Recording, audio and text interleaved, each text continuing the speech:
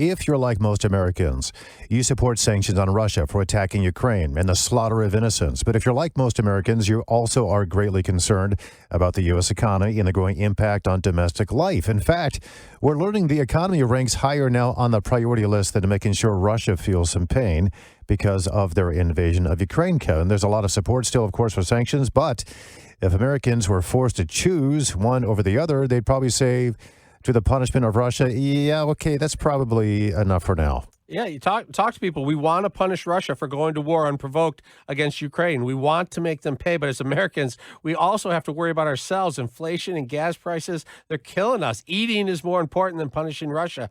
Let's bring in Roshini Rajkumar, political strategist. Good morning, Roshini. How are you? Good morning, Kevin. That's a good line. Eating is very important for all Americans. It really is, and it's getting to the point where you wonder where the next meal's coming from. It's getting bad. What do you make of this poll?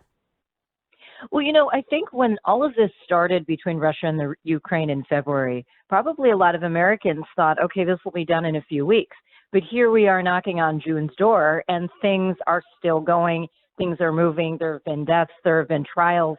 So I think that's that time horizon that Americans don't like. We like things either short and sweet or at least more quickly resolved, and that has not happened here.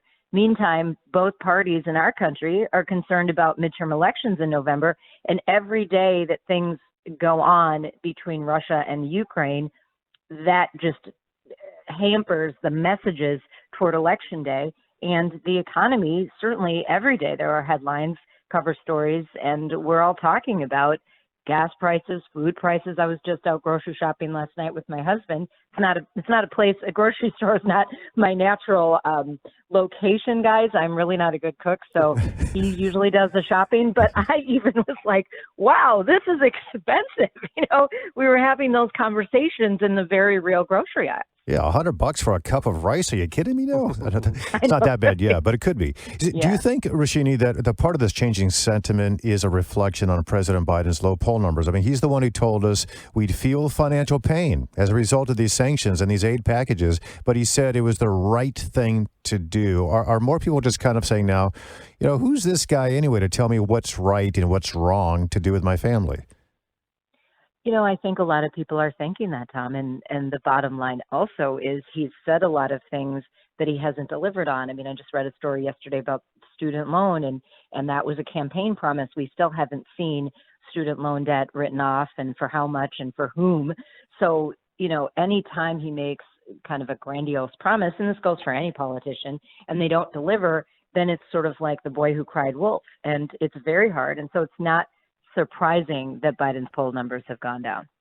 I feel like it's, when you're on an airplane and it's in trouble, they tell you to put on your oxygen mask first, then you can help others. I feel like Americans are saying, wait, let's get our mask on first and then worry about the rest of the world. We're talking about the shooting in Texas, and people are like, let's harden the schools, let's spend the money. And what about the $40 billion we just sent to Ukraine? I think these conversations are going to happen as long as all of these things are happening in America right now, between the violence and the inflation and the gas prices. Would you agree?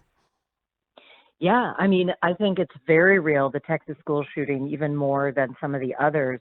Well, first of all, it's the number, 3 or 4 in this progression over the last 10 days or 2 weeks. I mean, Americans have had enough. I think people have had enough when 80 to 90% of Americans believe in background checks, and, our Senate and our Congress or the House are not moving and they're not collaborating. So when we're seeing at any point, there's millions and millions of parents around the country, it could be their school. It could be those kids. I mean, kids are just living in fear. So these are things that are very real. So when you hear the tens of billions of dollars that Biden is sending to Ukraine, I'm sure you don't have to be a rocket scientist to add up that math. Like, those dollars, that money could be really better spent here on domestic soil. Yep, nothing, I think, sinks in more clearly when your kids are in harm's way and when they're killed like they were yesterday in Texas. And it's happened far too many times.